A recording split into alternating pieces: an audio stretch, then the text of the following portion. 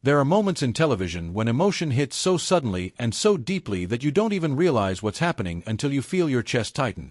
Bullseye Movies brings Fallout Season 2, Episode 2, fittingly titled The Golden Rule, delivered one of those moments almost immediately. It didn't take a full episode, a climactic confrontation, or a devastating twist near the end. It took the opening moments, quiet, human, and painfully sincere, to completely unravel me. What made those opening scenes so powerful is that they served as a reminder of something the show has occasionally allowed to fade into the background.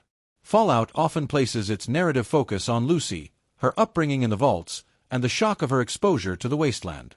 That focus is understandable, given that Lucy is the audience's emotional anchor. But The Golden Rule, gently but firmly reminds us that Lucy's experience is not the only meaningful one. Life outside the vaults wasn't universally bleak or savage. There were people who built homes, families, routines, and joy in the ruins of the old world. Maximus was one of them, before Hank took everything away.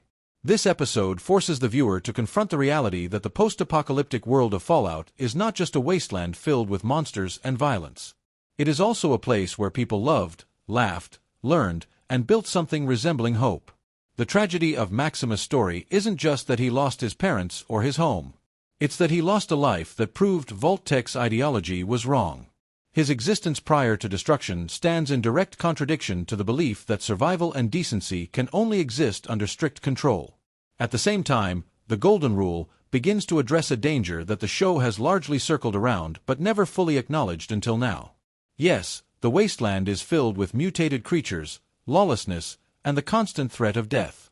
But there is another form of danger that exists wherever power is unevenly distributed, especially in places where society has collapsed. Violence against women is not an abstract possibility, it is a grim reality. The episode brings this into focus with unsettling clarity. We see the first warning through the woman in the tunic who cautions Lucy. It's not dramatized. It's not shouted or emphasized with ominous music. It's delivered casually, almost matter-of-factly, which somehow makes it even more chilling. Later, during the Brotherhood meeting, the presence of a woman leading one of the factions underscores the tension. Power structures still exist, and they are still contested, often violently. If Fallout is fundamentally a story about control, who wields it, who enforces it, and who suffers under it, then it makes sense that the show begins to interrogate one of the oldest and most pervasive forms of control in human history, the domination of women by men.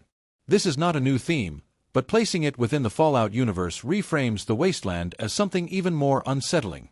The apocalypse didn't erase inequality, it stripped away the systems that sometimes restrained it. One of the most striking creative decisions in this episode is how it reframes Shady Sands. In Season 1, Shady Sands existed mostly as an idea rather than a fully realized place. When it was mentioned, it was almost always in the context of loss, its destruction, its absence, or Lucy's fragmented childhood memories of warmth, sunlight, and her mother's presence. Those glimpses were dreamlike, filtered through nostalgia and grief. By withholding the full reality of Shady Sands until now, the show made an incredibly smart narrative choice. When we finally see it as it truly was, the impact is overwhelming. It's not just another settlement scraping by. It's a functioning community. There is clean water, organized agriculture, shared responsibility, and culture. There are book stands, symbols of knowledge, leisure, and continuity. This was not survival in the barest sense, this was living. The existence of Shady Sands completely dismantles Hank's worldview. Throughout the series, Hank and others like him have insisted that the world outside the vaults is irredeemable, a lawless wasteland inhabited by savages incapable of building anything worthwhile. Shady Sands stands as living proof that this belief is not only false, but dangerously self-serving. People can and do create meaningful lives without Vault-Tec's rigid control. They can rebuild in ways that weren't anticipated or approved. At the emotional center of this revelation is Maximus. For the viewer, Shady Sands is anchored through his experience. We don't just see the community, we feel what it meant to him. That is what makes its destruction so devastating. This isn't the loss of a vague concept, it's the loss of everything that gave Maximus a sense of belonging. That opening sequence shattered me because it contextualizes so much of Maximus' behavior from Season 1. His anger, his desperation to be chosen, his reckless drive to get into the field, It all suddenly makes sense. That moment when he destroyed the latrine wasn't just about jealousy or ambition. It was grief.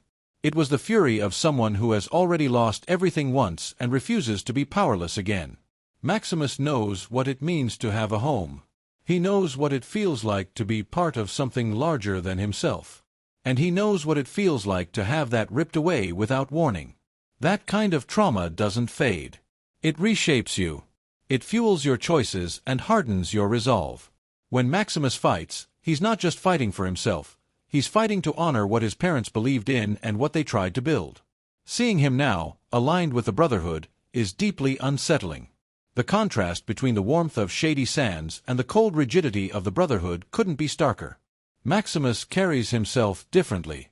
There's a guardedness to him, a heaviness that wasn't there before. You can see the pain etched into his expressions, the way his posture stiffens as if bracing for loss that hasn't happened yet. And yet, the episode makes it clear that Maximus hasn't lost his humanity. There are still moments of kindness, like when he talks to his trainee about the importance of basic self-care. It's a small scene, but it speaks volumes. Despite everything he's endured, Maximus still cares. He still wants to protect others.